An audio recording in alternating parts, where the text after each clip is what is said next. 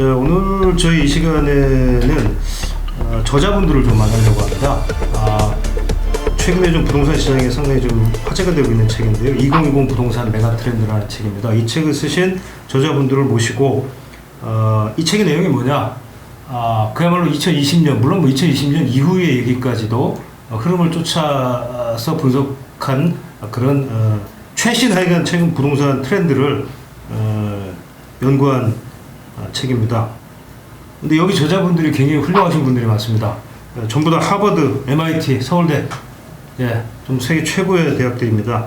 여기 나오신 우리 저자분들로 구성이 되어 있고요. 먼저 오늘 첫 시간에는 두 분을 좀 모셔봤습니다. 먼저 서울대 지금 환경대학원 부원장으로 계시는 김경민 교수님 나오셨습니다. 네, 안녕하세요. 그리고 지금 SDS 개발 주식회사 이사로 계시는 신지혜 이사님 나오셨습니다. 안녕하세요. 안녕하세요. 네. 자, 오늘 저희가 첫 번째 시간에 좀 다뤄볼 주제는 리테일 혁명, 상업시설이죠. 그러니까 최근에 이 글로벌 부동산 시장의 큰 흐름 중에 하나가 이 리테일, 그러니까 상업시설의 어떤 큰 변화의 물결이 지금 혁명이라고 할 정도까지 그렇게 지금 벌어지고 있는데, 그 리테일 혁명이 과연 이제 부동산 시장에 어떤 이제 지각 변동을 일으킬지 이런 부분들에 대해서 한번 좀 얘기를 좀 나눠볼까 합니다. 먼저 교수님, 지금 이 전 세계적으로 그 상업용 부동산 시장에 도대체 무슨 일이 지금 벌어지고 있는 걸까요? 지금? 과거에는 사실은 이 리테일 부동산이 굉장히 그 수익률 같은 게 제일 높은 편에 속했었습니다. 사실은요. 근데 지금 미국, 영국 이건 전 세계적으로 어떤 일이 발생하고 있냐면요. 이 리테일 상업 시설에 이제 들어가는 그 이제 리테일러들 또는 예를 들어서 패션 의류 업체들이 거의 심각하게 망가지고 있어요. 예를 들어서 이제 랄프 로렌 같은 경우에도 맨하탄 5번가에다가 플래그십 샵을 2010년 중반에 놨었어요. 근데 그건 문을 닫았습니다. 왜 그랬죠? 매출이 계속 감소하고 있어요, 사실은요. 근데 그게 단순히 랄프 로렌만의 문제가 아니고요. 우리가 알고 있는 많은 회사들이 문을 닫고 있습니다. 대표적으로 토이즈 아러스라고 장난감 파는 어마어마한 회사가 사실 웬만한 저기 우리 국내 소비자들도 다 아시는 회사죠. 다 아는 회사죠. 미국에서도 망했고요. 그다음에 어메리칸 어페럴이라고 아마 젊은 여성분들이 아는 브랜드일 거예요. 그 브랜드는 이제 미국 메이드 인 USA라는 것 때문에 유명한 브랜드인데 그 브랜드가 또 캐나다로 팔렸어요. 장사가 안 되다 보니까. 그러니까 이런 리테일들이 굉장히 어렵습니다. 그러니까 상업 시설을 이제 소비하는 이런 리테일러들이 다 어려우니까 이 리테일 부동산 업체, 어떤 쇼핑몰이나 백화점 이런 것들이 굉장히 힘들어지고 있는 거죠, 사실은요. 그래서 지금 하나의 트렌드 자체는 이런 리테일 상업용 시장이 굉장히 어려워진다는 것, 그게 첫 번째고요. 근데 이 어려워지는 것들이 제가 봤을 때 가장 중요한 요인은 아마존이라고 대변되는 이 미디어 플랫폼들이 장악이에요, 사실은요. 그러니까 미디어 플랫폼들이 리테일 시장에서 판매 같은 것들을 워낙에 일으키니까 오프라인 기반으로 해서 판매하는 회사들이 다 어려워지는 거고, 오프라인에서 그 판매하는 회사들의 위치한 백화점 쇼핑몰들이 같이 이제 굉장히 위기에 처한 거죠. 그래서 미국에서 지금 어떤 예상을 하냐면요. 앞으로 5년 안에 쇼핑몰들이 4분의 1이 파산을 될 거라고 보고 있어요, 사실은. 그래서 이게 미디어 플랫폼에 의한 리테일의 변화가 이제 실질적으로 이제 리테일 쇼핑 공간에 어마어마한 타격을 입히고 있는 거죠. 근데 그게 단순히 우리 외국에서만 일어났다고 보지는 않습니다, 저는요. 아마 신재희 선생님도 잘 아실 텐데, 우리가 이제 우리나라만 봤을 때도 이제 리테일의 그 사이즈 또는 형태에 따라서 쇼핑몰, 백화점, 이마트 같은 빅박스 그리고 편의점으로 볼 수 있는데, 이 네 가지 타입에서 사실은 편의점을 제외하고 나머지 굉장히 힘듭니다, 사실은요. 이미 지금 국내도 사실 그런 현상이 나타나고 있는 거죠. 그리고 그 부분 나중에 좀 더 말씀하시면 좋을 것 같고요. 그래서 이런 리테일의 변화가 우선 첫 번째고요. 두 번째는 이것들이 과 별개로 이제 아마존이라는 기업은 사실은 미디어 플랫폼입니다만은 그 실질적 경쟁력은 제가 어디서 나타나는 거냐면 사실 물류예요, 물류.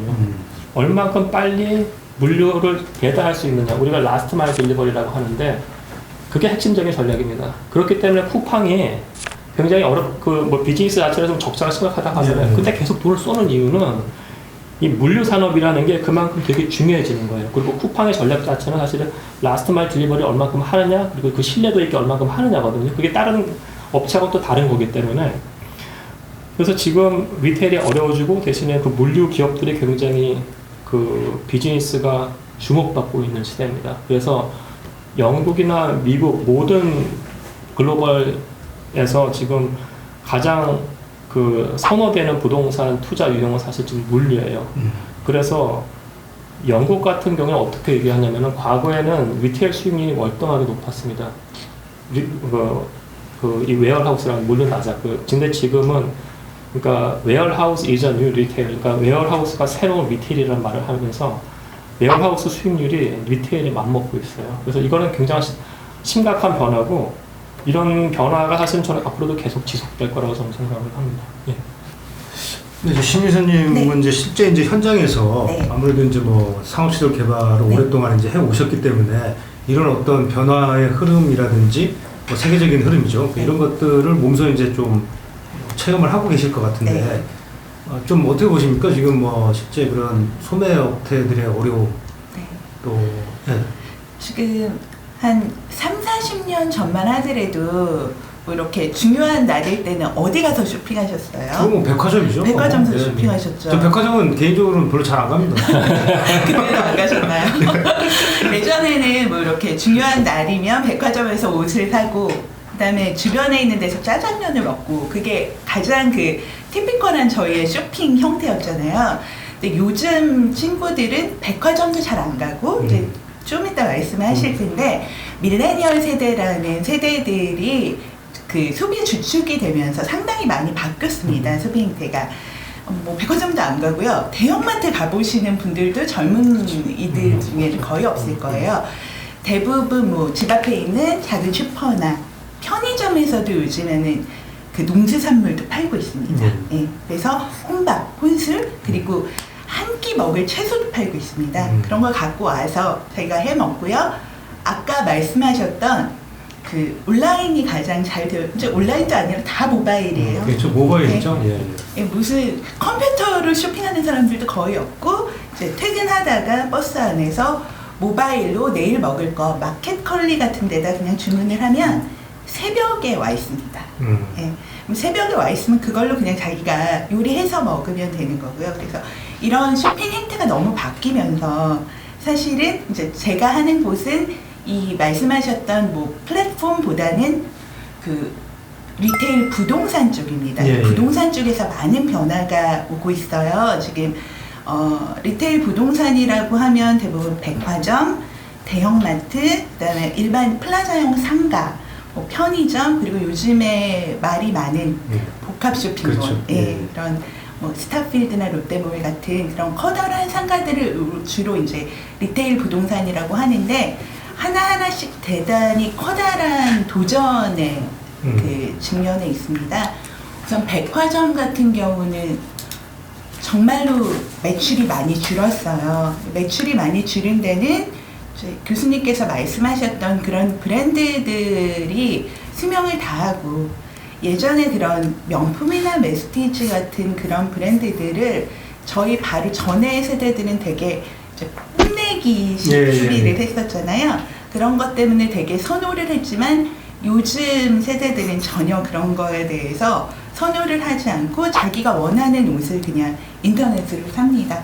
그렇기 때문에 뭐 백화점에 가서 굳이 쇼핑할 필요도 없고 뭐 요즘에 유행하는 무신사 이런 데 네. 그냥 그 인터넷으로 한번 자기가 거기에다 처음에 등록해 놓은 사이즈대로 그냥 원하는 선호하는 것도 계속 거기에서 추천해 주거든요. 그런 걸 그냥 사오면 되는 거고요. 그렇기 때문에 백화점은 이제는 가족 단위에서밖에 가지 않는 그런 쇼핑 공간이 된 것 같고요. 복합 쇼핑몰 같은 경우는 맨날 나오잖아요. 뭐 하남 스타필드가 어떻고 그런 게 요즘 뭐 네. 복합 쇼핑몰은 좀 잘 되는 거 아닙니까? 좀 제일 가장 각광받는 아, 네. 것 같은데. 근데 그거는 제 생각에는 5년 후에 패를 까봐야 할 것 같아요. 아 정말로. 아, 왜냐면은 제가 이제 뭐 하버드 나오면서 이제 약간 좀 국제적인 이런 투자자들하고 얘기를 하면은 한국에서 이제 뭐 업체는 얘기 않겠습니다만 펀드를 갖고 오면은 자기들 쇼핑몰을 한다고 이렇게 제안을 했대요. 그쪽에서 그럼 저한테 물어봐요. 도대체 왜 그러냐고. 미국에서 쇼핑몰 4분의 1이 망하는데 이걸 약간 좀 연장선 설명을 드리면은 이게 보통 이제 미국이나 외국에서 스탠다드적인 곳에서 그러니까 쇼핑몰을 운영하는 방식은 이제 거기 입점하는 업체들 있잖아요. 예를 들어서 패션 판매 업체, 브랜드 업체 또는 식당 같은 것들이 들어가면은 자기들의 세일즈의 퍼센트가 임대료가 되는 거예요. 사실은요. 수수료. 예, 수수료. 매출의 수수료. 예. 근데 이제 아까 말씀하셨다시피 패션 브랜드들이 굉장히 어려워지고 있어요. 남는 거는 이제 푸드앤베버리지 F&B인데 이 비율이 5대5도 아니고요. 6대4도 아니고 끼케야 7대3이에요, 사실은. 예. 그러니까 패션 브랜드가 그만큼 어마어마한 비중을 차지하는 이게 망가지고 있는 거예요. 70%가. 그러니까 이 그 사람들이 몰에 이제 70% 그렇죠. 차지했던 이제 패션이 지고 예. 30%였던 F&B가 겨우 버틴다. 근데 우선은 백화점만 봤을 때는 예. 그러니까 백화점도 거의 안 되는 거죠, 사실. 예. 근데 쇼핑몰은 사실은 보면 백화점이 앵커로 있고 그 중간에 조그마한 샵들이 있잖아요. 근데 사람들은 백화점 때문에 오는 거거든요. 조그만 샵 때문에 오는 게 아니고 내가 커피를 마시기 위해서 우리 집 앞에 있는 스타벅스에 가면 커피를 마시기 위해서 인천에 스타벅스를 가지는 않거든요, 서울 사람들이. 사실 뭐 쇼핑몰 안에 커피를 마시고 들러 가는 건 아니거든요. 백화점 쇼핑하러 가는데 백화점을 안 가기 때문에 백화점도 망하면서 쇼핑몰도 같이 망하는 거죠, 지금요. 그런데 이제 우리는 이제 뭐 이런 쇼핑몰에 투자라고 하니까 사람들이 봤을 때는 약간 좀 이상하게 보는 겁니다. 외국에서 봤을 때. 예, 굉장히 이상하게 보는 거고, 제가 봤을 때 이게 지금 인기가 끄는 거는 정말로 장기적으로 봐야 될 게 우리나라 쇼핑몰의 역사가 굉장히 짧아요, 사실은요. 이거 제가 봤을 때 2000년대 후반 돼서 겨우 사람들이 경험한 게 10년밖에 안 되기 때문에 그걸 까봐야 될 것 같고요. 두 번째는 쇼핑몰 공간 같은 것들에서 이제 쇼핑이라는 게 사실 물건을 사는 측면이 하나가 있고, 그다음 가서 경험 소비, 그러니까 즐거운 거를 경험하는 측면이 있어요. 그러니까 코엑스몰 광고에도 많이 나온 거였어요. 예, 그러니까 즐거움을 경험하라. 코엑스몰 같은 경우에 잘 안 되다가 요즘에 별마당 도서관이라는 게 생기면서 그걸로 가잖아요. 근데 별마당 도서관이라는 게 경험 공간이거든요. 약간의 소비 공간이면서. 근데 그게 하기 위해서 얼마나 많은 돈이 들어갔겠어요, 사실은.